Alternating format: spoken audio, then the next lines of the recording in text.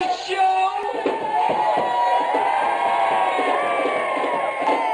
Start the clock!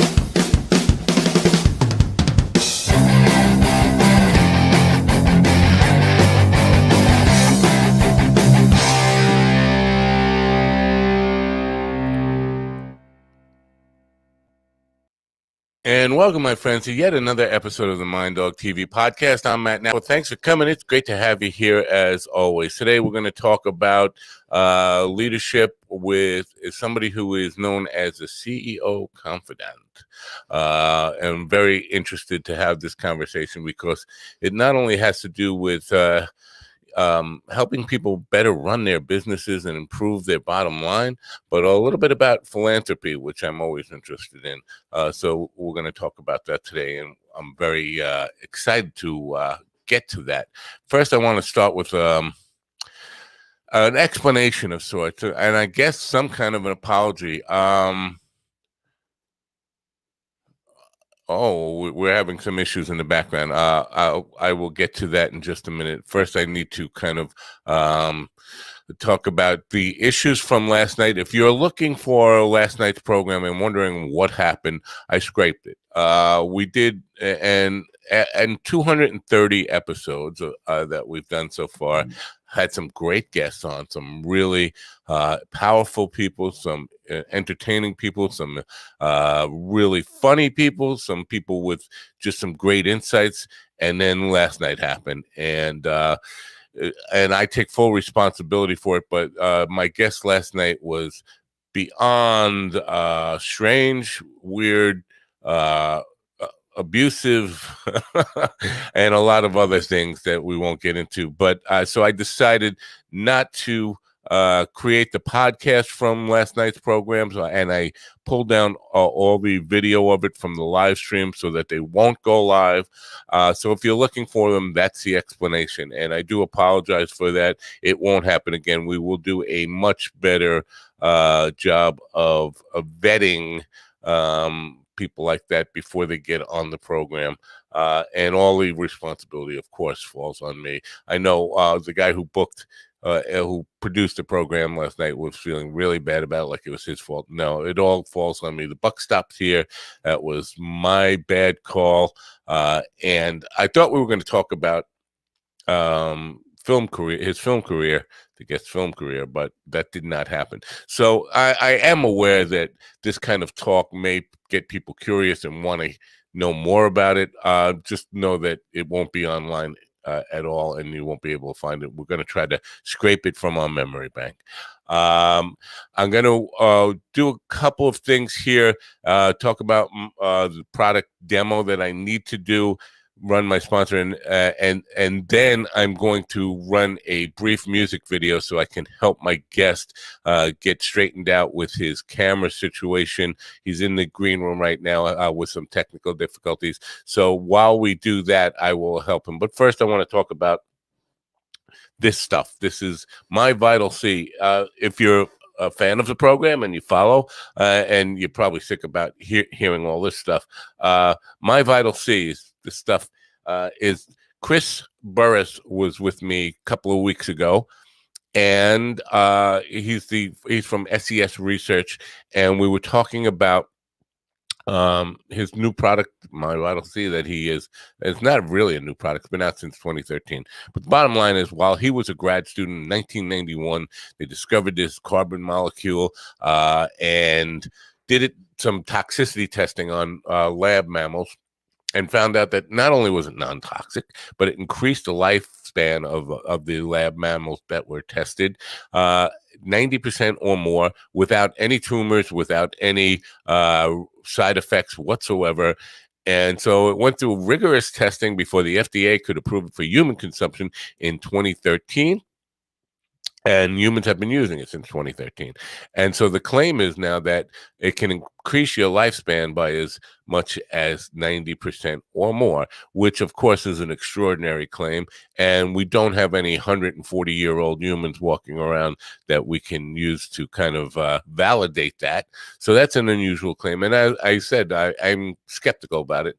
And Chris said, well, here's the deal. Why don't you try it? I'll send you a bunch. We can try it for free. Have me back in 6 to 8 weeks. and we'll discuss your results. So I've been doing it now. Just today is my 15th day.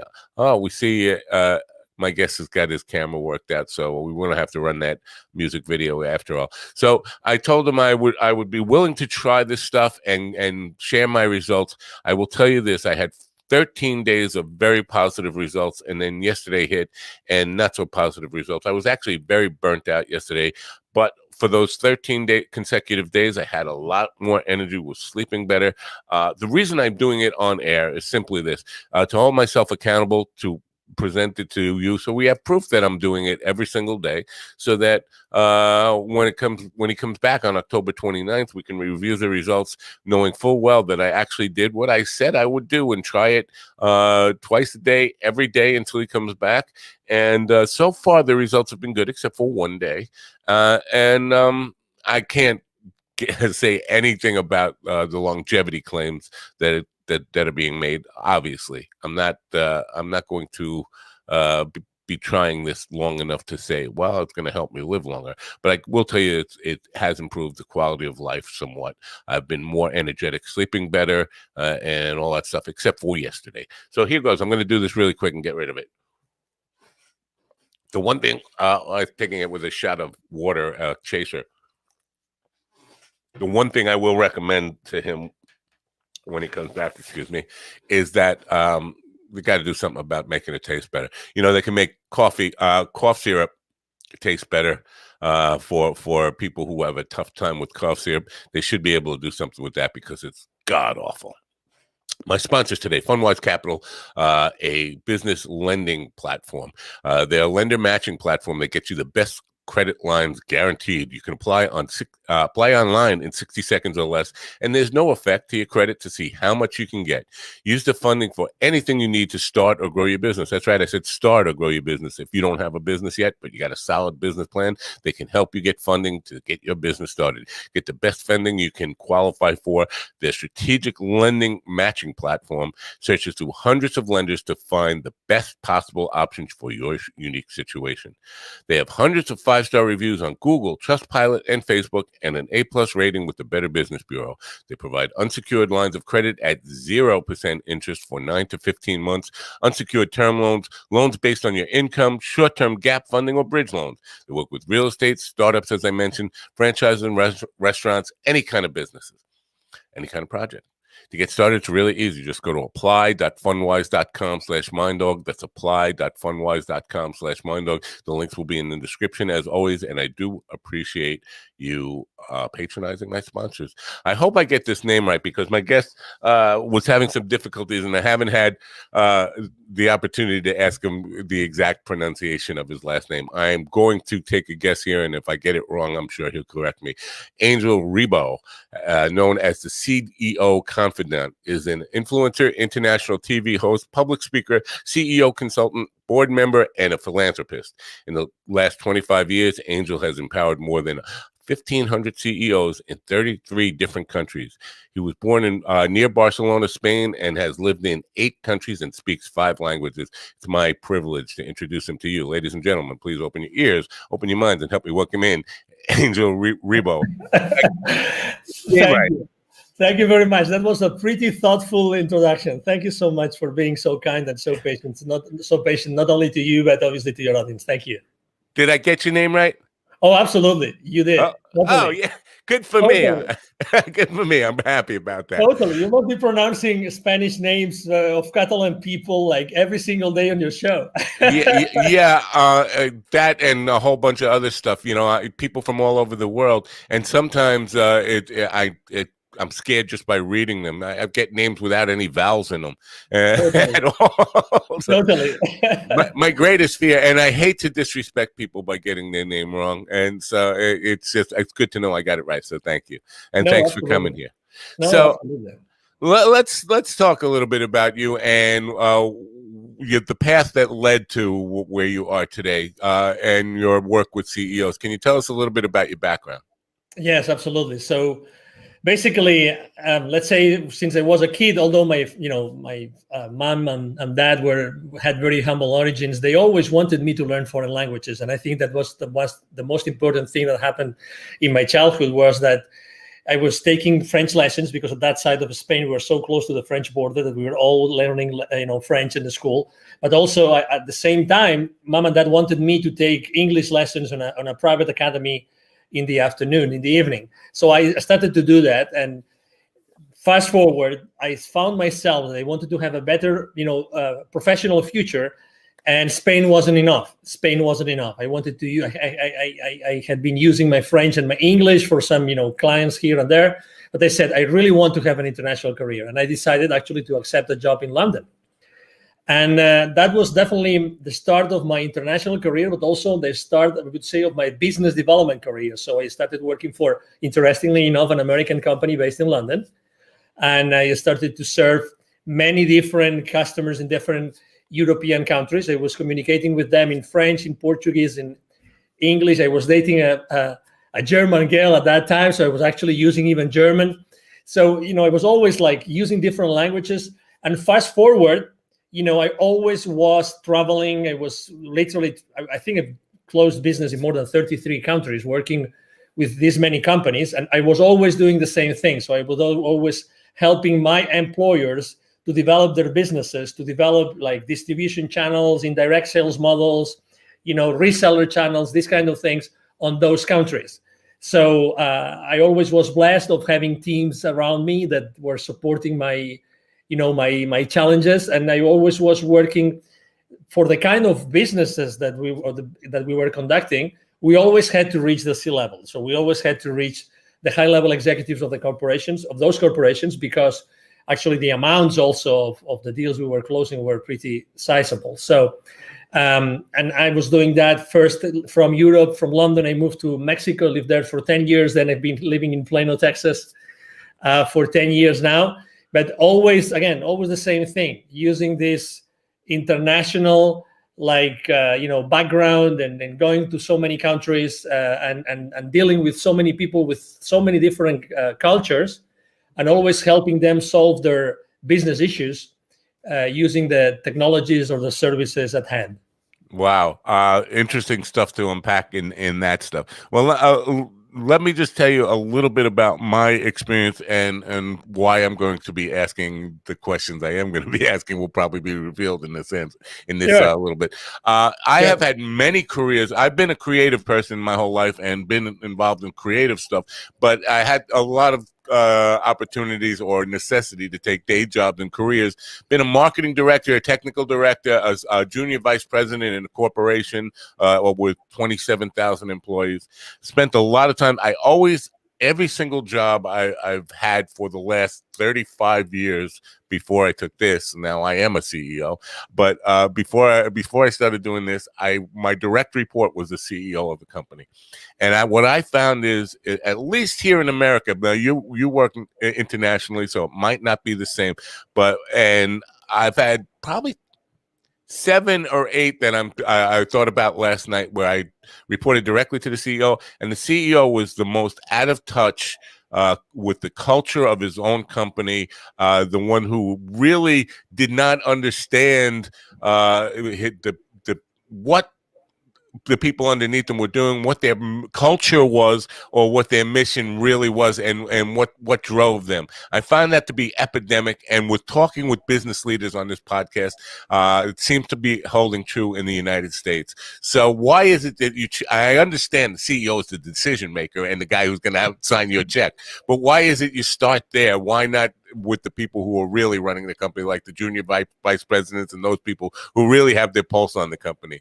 Are you asking me why do I stop with the CEOs? Yes. Is that your question? Yes.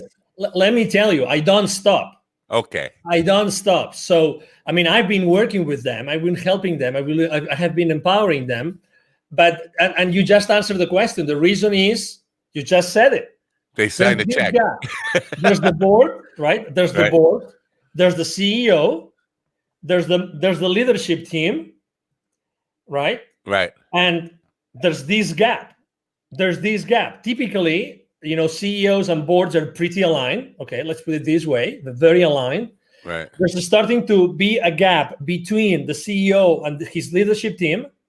Oh my Lord. The gap between the leadership team and the rest of the company is huge. Right. So that's why that's why, due to the fact that we had to deal with these large projects and these large amounts and everything, large dollar amounts and everything, I had to necessarily work with them to have the sign off. But the nitty gritty, the dirty work, obviously was done with the leadership team, and most importantly, with what I call the business operators, the rest of business operators. But I am totally with you. And you know what? I think that I think that as soon as business operators start to be aware of the implications of what they do, and actually the CEOs empower their business operators to do that, to know the exact, the consequences of their business decisions while they work there, this gap that you just mentioned, this lack of, oh my God, I see all these people in the company, but at the top, maybe it's not that clear what these other guys should be doing. Right. That thing that you experience yourself like firsthand, it happens every single day. Every single day. So first identify the gaps and then do something about it. So then the follow-up question, if I may, actually, I might even ask that question to you, which is, why wouldn't the CEOs take action? Right. Why wouldn't they do it? Right. Why wouldn't they do it? So if they're already aligned, it's because maybe they think that, I have a business partner. His name is Neville Joffe. He has this amazing motto that he follows. So he calls him Nevilism. It's revenues are vanity. Revenues are vanity. Okay. That's a good one. I like that. Profits are sanity, and cash flows are reality. Okay. Yeah. Do you hear that? Yes. Okay. Absolutely. So how many? Let me ask you a question, or even let me ask you a second follow-up question. When you meet with the board, do you actually talk about revenues and market share, or rather talk about how did you make your company more profitable thanks to deploying a culture that everybody is engaged with and that keeps everybody accountable the right way? Let me emphasize that, the right way. Right. Well, I would probably, I'm not sure if I'm going to get this right, but I'm going to guess it. Most CEOs are just talking about the bottom line, profits, and all that stuff, and not really concentrating on how to improve the culture and productivity the right way. It's that famous, that very famous visual of an iceberg in which you only see the peak, you see the peak, of the iceberg, but what about the rest, what's going on in the organization? Right. So there's a lot of things going on in the organization, a lot of things. And actually, right now, with everything that's going on in the world, with all this, with the current state of affairs, I think that most of those inefficiencies, most of these issues are coming to the surface. And right. Me having worked internationally, obviously, immediately you start thinking, what about diversity? Diversity of cultures, diversity of people, diversity of religions, of sexual orientations, all this diversity. I talk to C-levels every week. I was talking to a couple of headhunters the other day, and he said, I can't cope, listen to this, I can't cope with the number of requests I get of chief diversity officers right now. Wow. Chief diversity officers. I don't know where to find them. Well, I can find them easily, but where are those experienced people that have worked internationally, that have embraced this culture, really know how to deal with a mix of cultures, with a melting pot of cultures that are going to help you create efficiencies inside your corporation? Right. Wow. Well, that's something to unpack there too, because you did mention in your opening statement there about knowing the different cultures of different countries that you've lived in and that kind of stuff. And we talk about culture in a couple of different ways here. There's countries have different cultures and companies have different cultures. Does the cultural influence of a company, is that affected by the country culture? Like, is culture, corporate culture, a bigger issue in the United States, say, than it would be in Spain or Portugal or France or wherever, or is it the same kind of challenge? Well, number one, definitely the country where let's say where the headquarters of that corporation is, and I have lived that firsthand. The country of the health, where the headquarters of this company is, definitely defined the culture of the entire organization. Right. And I've myself lived in transitions. You might have lived the same experience. Transition of a company that was fully American, and transition was bought out by someone else in another country. I'm not going to mention it. And suddenly the culture started to change, and it was coming from this other country. Was it better? Was it worse? Well, you can't tell. You can't tell until you start seeing the consequences. You start seeing the implications. You start seeing how does that translate to the way you communicate with the rest of the people, with the rest of your peers, your managers, the people that report to you. And then answering your second question, if culture is, let's say, an issue or can be a challenge in any country, or if countries have the same kind of culture creation problems as we have in the US, I would definitely say yes. I think it really depends on business leaders. And I really think that, again, with all this current state of affairs, that's gonna help everybody a lot. I think that they are realizing that now that the people cannot meet and cannot see each other and cannot meet face to face, they're going to realize that the style of leadership of those leaders becomes much more relevant. You know, you were mentioning maybe they don't get it because they are on their ivory tower, right? You cannot be on your ivory tower anymore because you have to be in how many more times Zoom calls right now? How many more virtual events have you go through? Many more, you know, many more. Right now, it's impossible to hide. You can run, but not hide. I love that. But I'm not sure it's so much, and I'm sure the ivory tower part of it is definitely part of it. But I think, and you'll correct me if I'm wrong, but I think where a lot of CEOs go wrong, or where they go astray, is they start their company with a great what is the word I'm looking for? Intention. So they'll put together a mission statement that has this really glorified sounding and really well-intended statement, and they kind of start working in their business rather than working on their business, and so they're doing the things the tasks that a CEO would do, rather than look at the whole picture of what the company culture is and how it's evolving. Are we staying true to that mission statement that was written when we started the company, or was that just words that we put on a poster and hung over my door, and then now we're actually doing the work and forget about that? But everybody who comes into the company must at least read it and get to know what we were supposed to be about, but we forgot what we were about. And often, and I'm going to want to get to this, there is this idea of giving back in that original mission statement that is totally lost somewhere along the line. Few years in, and you find that your mission statement doesn't match at all what you're doing, and it's just words now. I think that's a big part of it. Do you agree? And if so, how do you get them back on track to that? Picture this, right? Let's say we have a startup CEO in front of us. Okay, so it's a small company, fired up, this new concept, this new idea, they thrive over time, right? And they become this monster, right? There's 10,000 employees or company employees.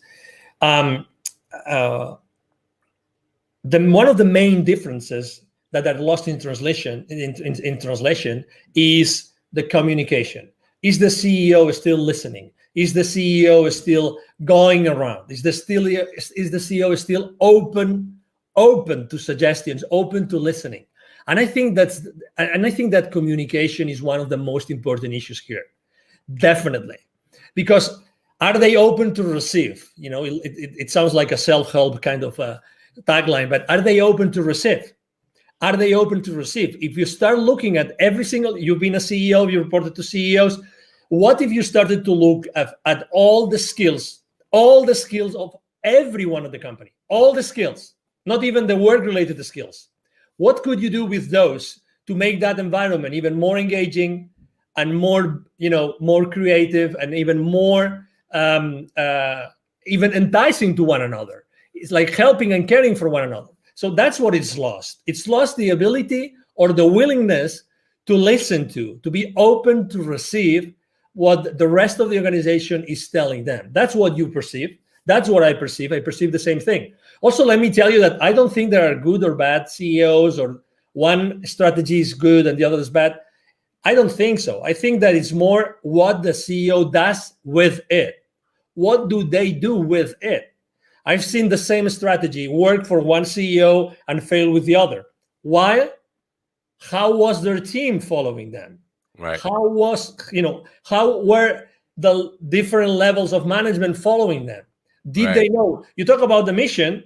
Mission is nice, but if you asked, take any Fortune 5,000 companies, employees, take all those, I don't know, millions of employees, ask them, what's your company's mission? Would you guess a percentage? Would you guess a percentage of employees that would get their own company mission right? Probably very small. Very small, exactly. I stayed the last employer I worked for 11 years. 11 years. I was, the mission statement changed probably 2 or 3 times, maybe more throughout these 11 years. But regardless, let me tell you, I was repeating that mission statement on every single sales presentation to my clients or business partners, whatever that was. Again, do I remember that mission statement today? Right. I completely forgot. Right. So it's not only having one, it's also how the employees we are going to engage onto that mission statement. I honestly think that mission statements should be like effortlessly learned. If they are not effortlessly learned, they're not good mission statements. Sorry, I'm a little bit disruptive, so I have to tell you that. But I believe that, at the end of the day, everything is about energy. And I would rather have 100 employees that they were able to figure out what the mission of the company is, because just they see it every single day, every single conversation, every single interaction with suppliers, vendors, business partners, clients, they would breathe that every single day. I'd rather have this 10-word statement than this massive complex, it looks so nice at our, at the entrance of our factory or whatever that is. You know what I mean? Yes, I do. If you are fully engaged, nothing else really is important, because you will follow after what your leader is telling you.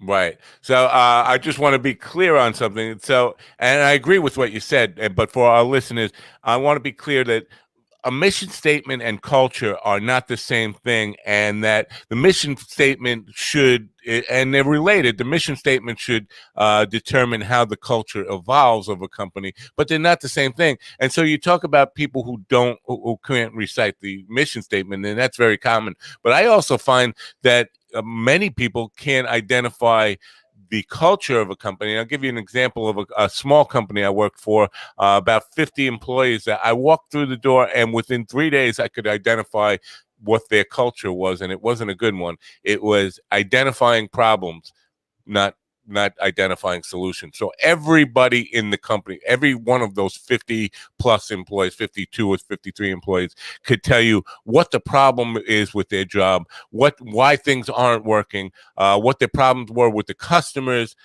Nobody was talking about solutions. And when I went to the CEO and I said, you have a culture problem here, he looked at me like I had 2 heads, like, I don't know what you mean by that. And I said, well, your company's culture is identifying problem based. That's what it is. And so there's no moving forward in that. There's no solution based people here that are looking at something and saying, here's how we solve this problem. You have 50 people, and identifying problems is easy. Anybody could do that. You want people who are solution based. So that is common. So identifying being able to recite the mission statement is nice, but identifying your own company culture is even more important, don't you think? Oh yeah, I agree totally. What I was trying to say is that there's this disconnect, right? How many hundreds of thousands or millions of dollars have been spent just in our country hiring someone to come up with a wonderful mission statement? Would you agree with that? Yes. Yeah. So I guess there's a reason to do that, right? I mean, I guess there's a reason, because, we want to make sure it's the most, people get excited about it and everybody, is behind this mission statement. But again, at the end of the day, it doesn't have a real impact in the company. But right. I agree with you completely. I mean, culture is something which is more difficult to create. It takes time. It's built every single day with every single thing that happens inside the corporation or inside the company, even if the companies are small, and that determines your willingness to be there or not. You said You said you just joined, you identified the culture, you went to the CEO, you told him something. Well, let me tell you, you were really lucky, because he or she could have told you, I didn't hire you to do this. Right, yeah.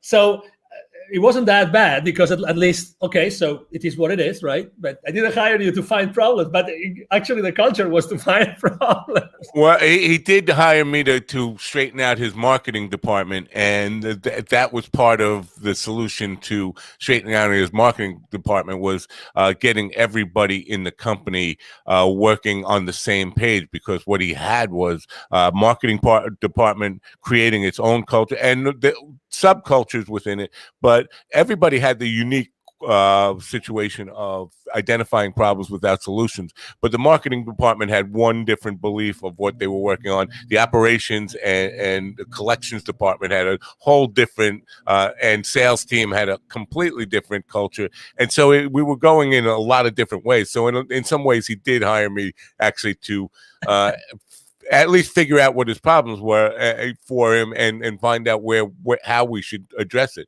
So my solution was to get the entire team together in a big room and have them explain what the culture should be. And anybody who wasn't, and this was a tough sell for him, that anybody who really couldn't adapt to what the new culture was going to be and help us build that culture should start putting their resume together and looking for a job elsewhere. Because I definitely one of the people who believe that if somebody's not helping you pull in the same direction, they're helping you push in the opposite direction, and they're toxic, and they should be encouraged to leave the company. If you're not part of the team, you shouldn't be in the room with the team. What's coming to me as I'm hearing you is I think that the quality of the questions you ask your team also define the results that you get from them. Right. And we tend to use, myself included, obviously, we tend to raise the wrong questions. I try always to not only ask like open-ended questions, but also the how.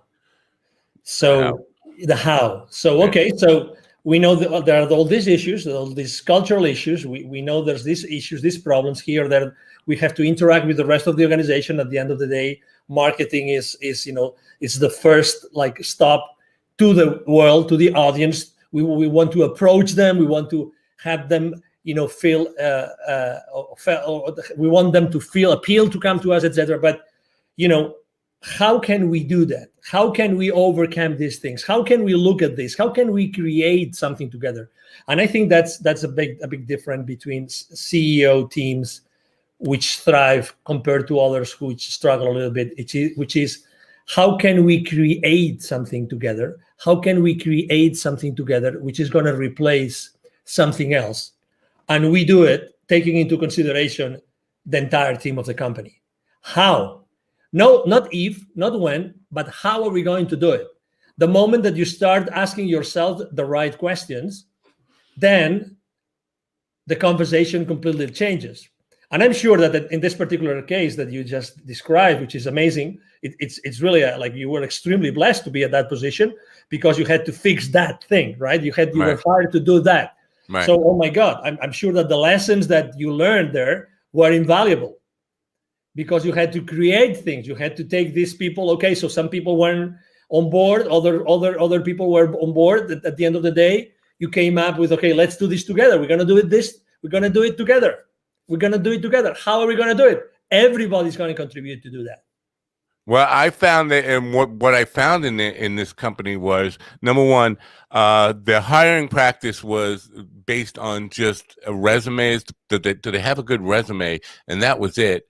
So, and that can be a problem if you don't really, if you don't hire with understanding the people that you're hiring, and you're just hiring off a resume, you're going to get people who aren't in line with your culture because you haven't had that talk with them. You don't know their core values and principles and don't know if they align with yours. And the second part of it, so they hired people without knowing their core values and principles. And once they were in the company, they would never fire or encourage people to leave if they were in fact toxic. So none of the directors or managers of the various departments ever let anybody go because of they didn't line up with the company. And the HR department happened to be run by the CEO's wife, which nepotism I'm always against. But so the HR department was never really held accountable in any way, because how can you hold your wife accountable, right? So they would their hiring practice was really, really bad. And basically, because I think hiring the right people definitely has to be more than just, do they have the skills and education? Do they have the values and principles of what our business is all about? And then comes back to the mission statement and what you want your culture to be. Yes. And honestly, I always think that one time someone asked me, okay, so if you have to give one advice to one CEO, what piece of advice would you give that CEO? And I ask, can I choose a single CEO? And that person told me yes. So please, I would definitely recommend that, single female or male CEO to get married and to have a kid, so that he will start receiving the lessons that the kids give us to all of us as parents. Okay, so I'm trying to make a metaphor between what's happening inside the company. Right, I get it. What's happening, inside the company with all of our colleagues, peers, people that report to us, and people that we report to, and what happens inside the family. Never underestimate the power of someone working with you or for you. Never, ever underestimate that part, ever.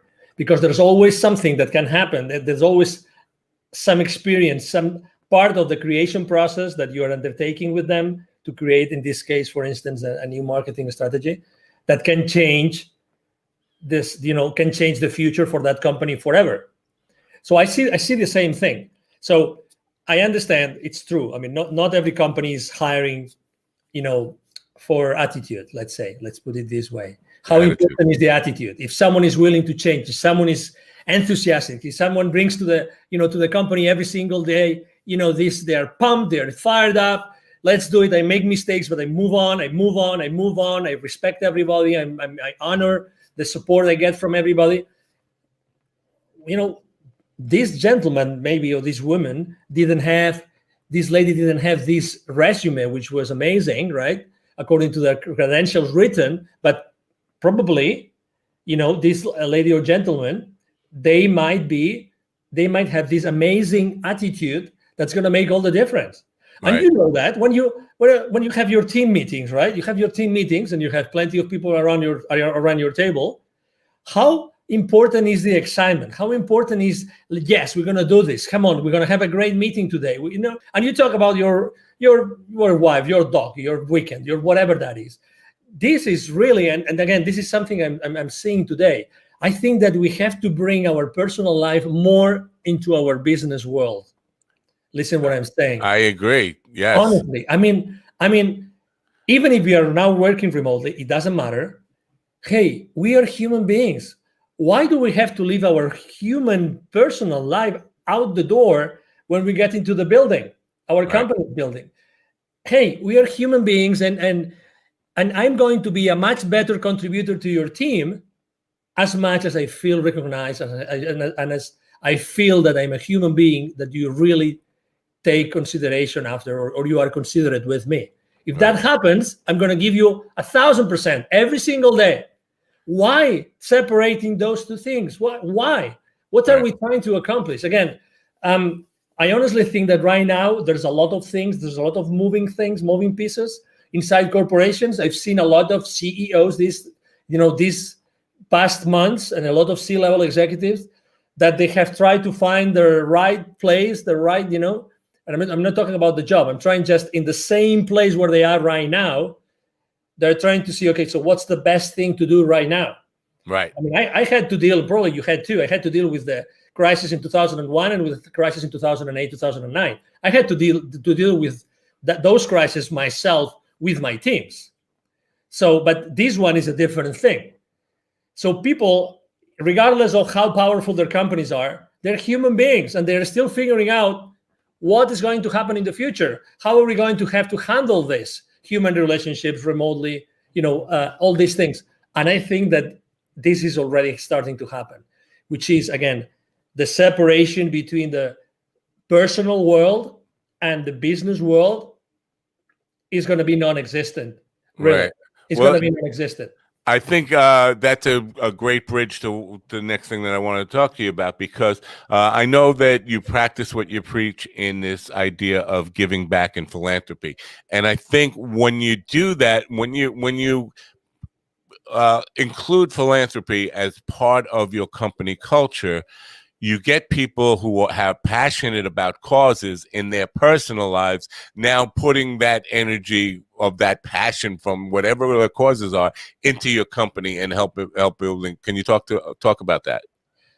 Totally. And not only that, because imagine that you know that some of your direct reports or colleagues or even supervisors, you know that they're going through something which is really hard for them. Right. Right now, for instance, death is on the news. Like, death is everywhere. Right. Someone that is suffering from something. So just having a reconforting conversation with someone can make a big difference. Just this small conversation, 30-second conversation. Hey, I don't know what's going on. I perceive that something is wrong. Hey, I'm here. Even if it's your boss, why not? Why not? I'm here to support you. I'm here to be there with you. So again, become more human.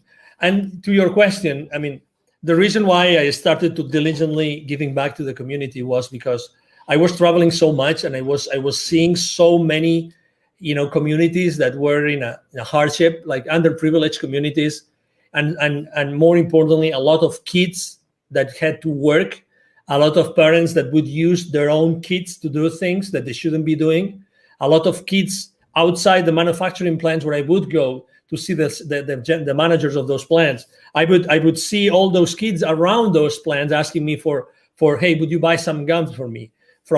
Would you allow me to keep your car safe while you are inside, so you give me some pesos, these kind of things. So I was so exposed to the realities of this world, which is inequality,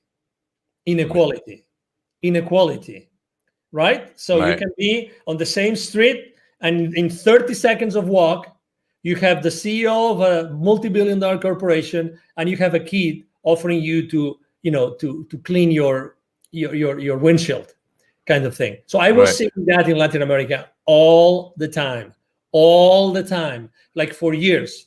For 15 years, I was seeing that all the time, until I decided to take action.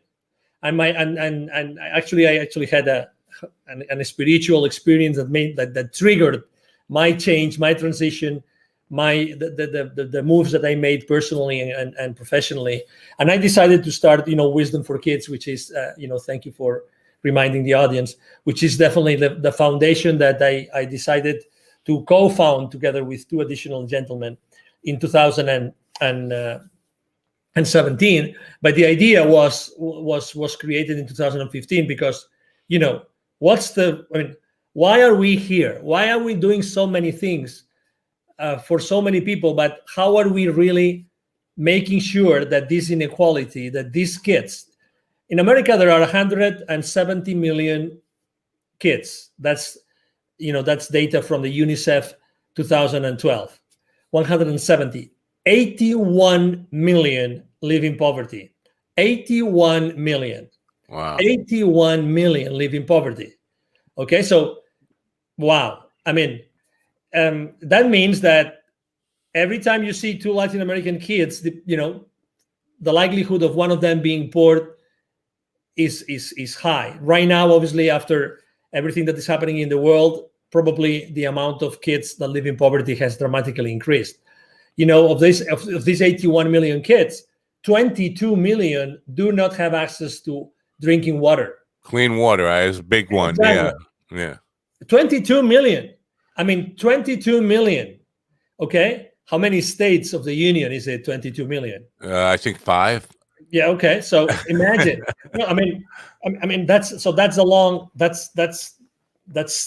like. Yeah, it's huge. Really, we take clean water for granted in this country, and it's amazing that we are in that place.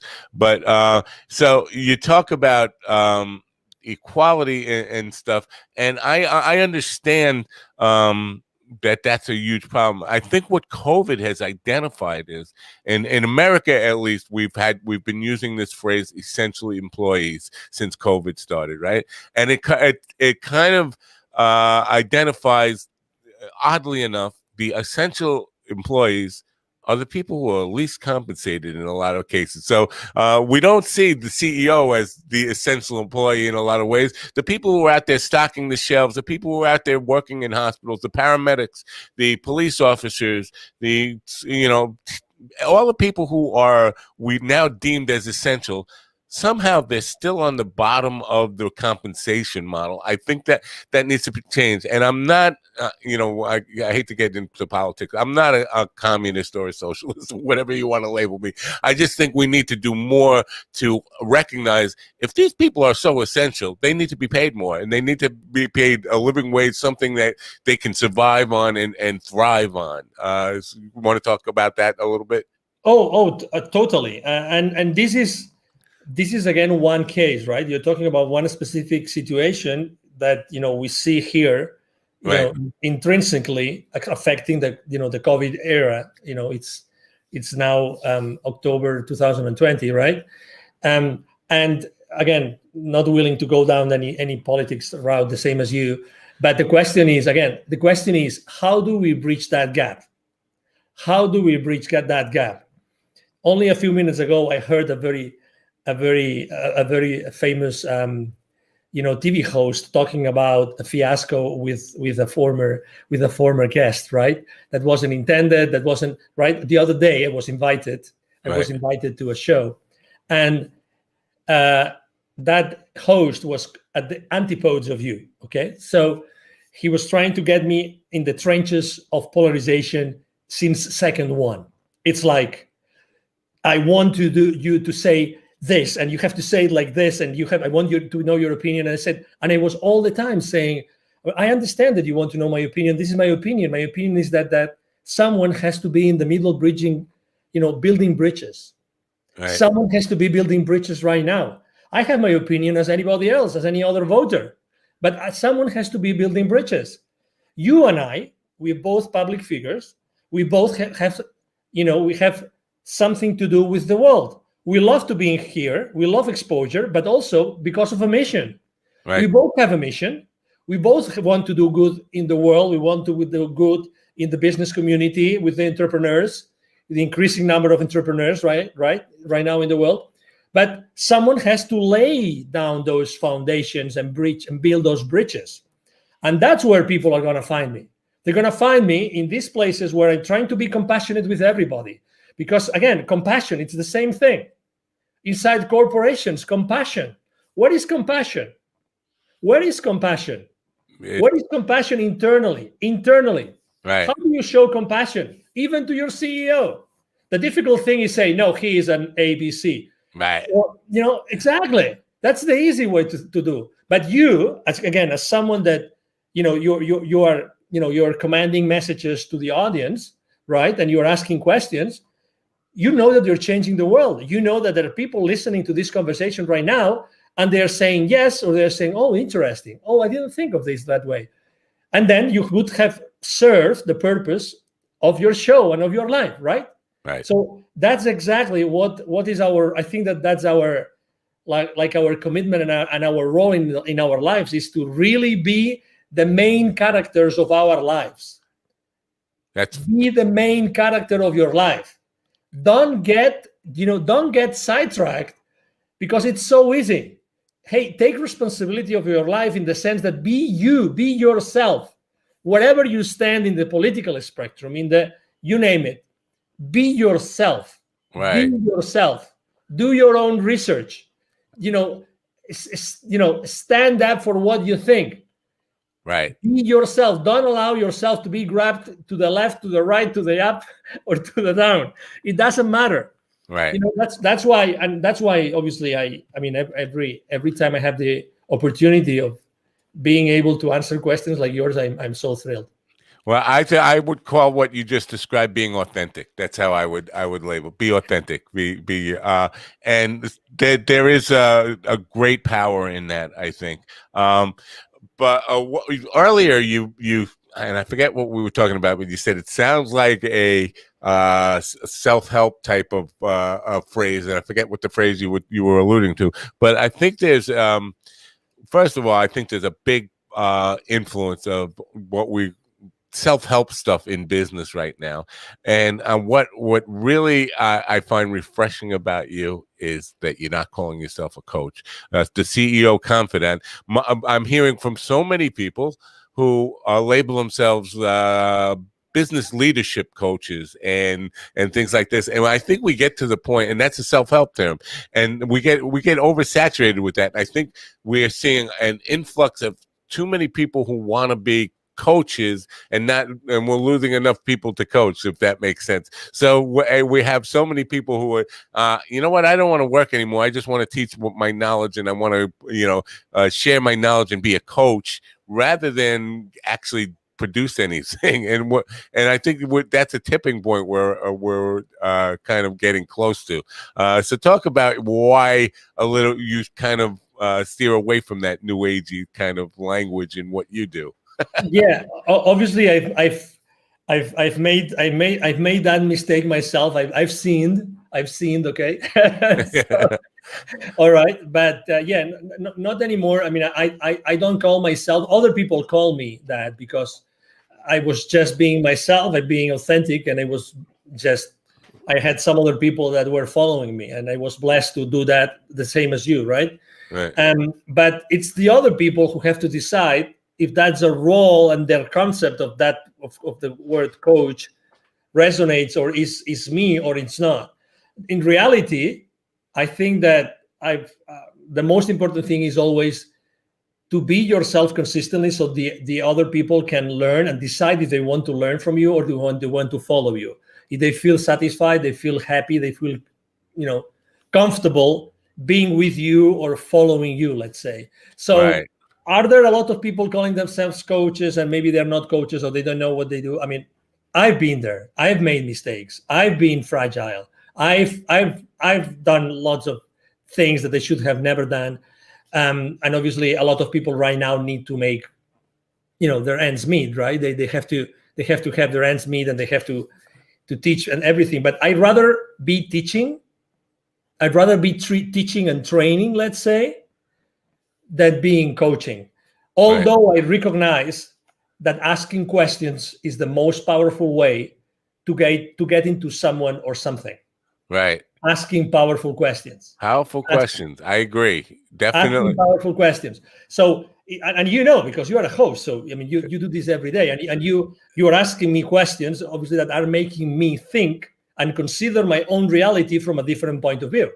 Right. Not everybody's able to do that, but that powerful questions can completely change the game at your guest's mind, but also at the way that your audience is listening to the conversation.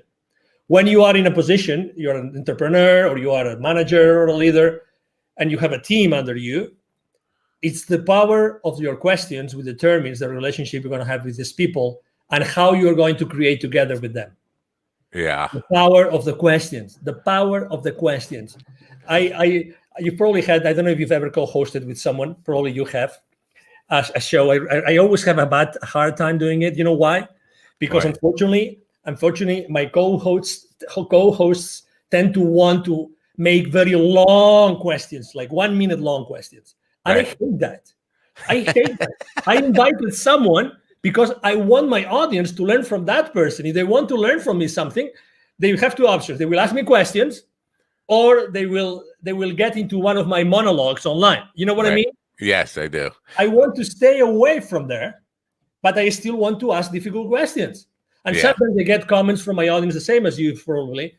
Oh, that was a great question. And I didn't think about that question. It was just, oh my God, when you said that triggered me that other thing. And then I said, oh, let's ask that. Exactly. I have a reel that I put together. It's called Questions, and it's just a reel of people reacting to the question I asked them. That's a great question. Nobody's ever asked me that before, and that kind of, and it's just one after another of that. And that I take great pride in that. When I get a guest to say that's a great question, I have to think about that. I say, I know I've done my job. I know I've done what I'm supposed to be doing here. I made them think about something rather than just route answers that you answer in every interview one after another. So I appreciate that answer. And you talked about, and I just want to address something you said earlier about empathy or sympathy or compassion is the word you use for your CEO. Somebody who was on about 2 weeks ago, I guess now, said to me that she was reading off statistics, and she said 71% of people working in America said they would take a pay cut if it meant they get their CEO fired. And I'm thinking, wow, that's a problem. That's a problem within yourself. And so instead of trying to get your CEO fired, maybe you should be asking yourself the question, how can I get the CEO to hear me and appreciate and just acknowledge that my ideas, not my input and ideas, not necessarily find a path, but I think most people just want to be heard by the CEO and understand that they know what your concerns are and have heard them and are thinking about them. Yes? Totally. When I was making this metaphor of a small company, large company, you stop listening to your people. Right. Definitely, they want to be heard. And actually, I mean, the other day I was talking to a GM of a large retail store, and she was telling me like she can reach out to her CEO, and we're talking a multi-billion-dollar company, anytime, and he would respond, even if it was a short sentence. Anytime. That's all you want. Anytime. But also, let me tell you something. I mean, CEOs are so fragile as we are. They are human beings as we are. They have had the experience they have had, and they have learned what they have learned. Okay, so I think that also compassion is a two-way street. So what if the problem is that, I don't know, this CEO doesn't have a good communication team. Maybe Right. that CEO doesn't know how to communicate properly. There's a lot of things.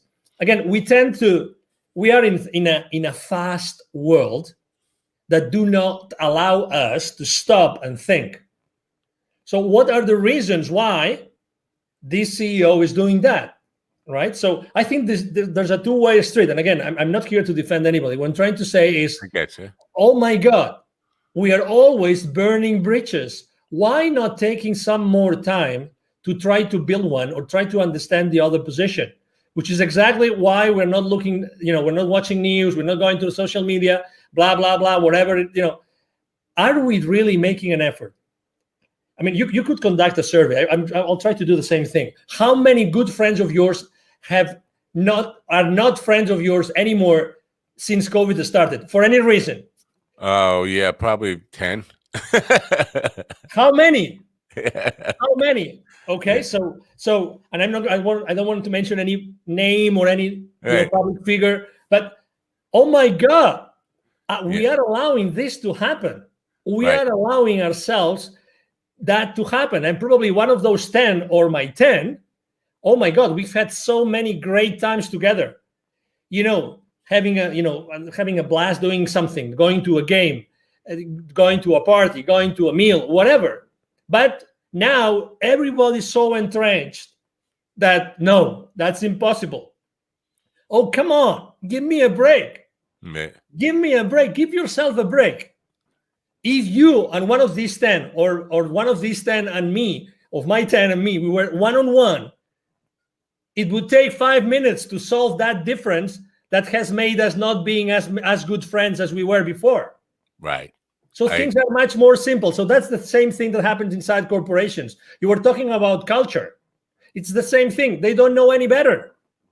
So that's why listen, open yourself to listening. Open yourself, and the CEO can obviously open yourself to listen to other options. How can he start building a culture and look for the help of other, trainers, of other teachers, of other CEOs, of other people that have done this consistently with good results. Are you an optimist? Oh, I am totally. Good. It's good to hear. I like when people don't even hesitate with that question, and they come back with. Usually, it's they don't hesitate and they come back with, "I'm a realist, not an optimist." But I appreciate an affirmative, quick answer, no matter what. So I have your link follow up on the screen. I'm thinking that's the best way for people to Yes. find out more about you and get involved with you. Well, and it will be in the description, of course. What is the best route for people who want to know more about you or get involved with you? It'll get you involved in their business. Thank you very much. The easiest way is, you see my name here, right? Angel Ribo. So my email address is very easy.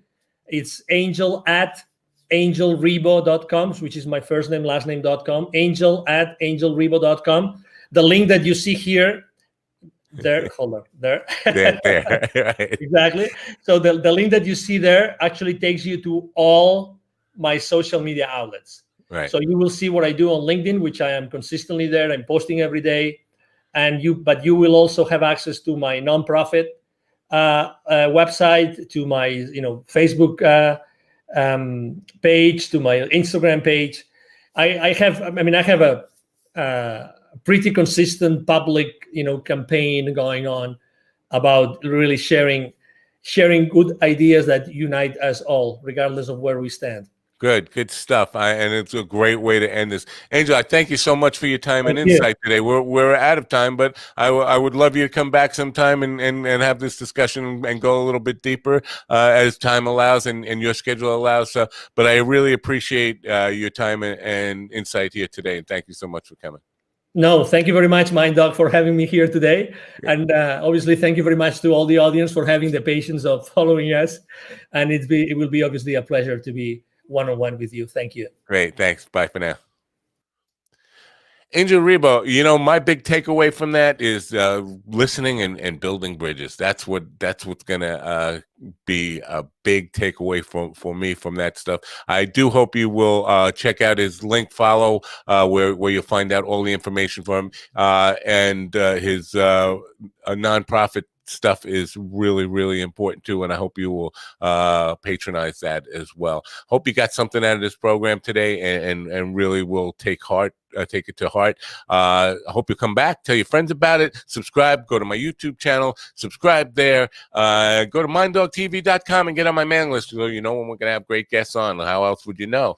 And questions or comments for me, please, info@minddogtv.com. info@minddogtv.com. Tonight on the entertainment edition at 8 p.m., I have Randall Dean, who is the email sanity expert. And you say, well, entertainment edition, why are we talking about email? Well, first of all, it was convenient to him. I won't lie. The time was just something that he could make. But I do think email, it goes beyond business. It's something we all struggle with. And so I thought it would be appropriate for the general audience to really get a hold on getting more managed email, and not letting email just control our lives, but controlling the email, which is a tool for us. So I hope you join me then at 8 p.m. Tonight. Till then, I'm Matt Napa from the MindDog TV podcast. Thanks for coming. Have a great rest of your day, and bye for now.